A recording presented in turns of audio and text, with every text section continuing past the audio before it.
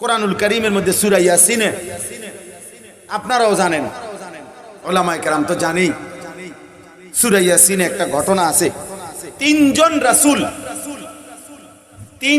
রাসূল আল্লাহ তাআলা একটি এলাকায় পাঠাইছেন আমাদের নবী সাল্লাল্লাহু আলাইহি সাল্লামের পূর্বে। ওয়াদরিব লাহুম মাসালান আসহাবাল কারিয়া ইয জাআহাল মুরসালুন ইয আরসালনা ইলাইহিম ইসনাইনি ফাকাদ্দাবুহুমা ফাআজ্জাজনা বিসালিসিন। এই যে তিনজন মোট। ফাকালু ইন্না ইলাইকুম মুরসালুন।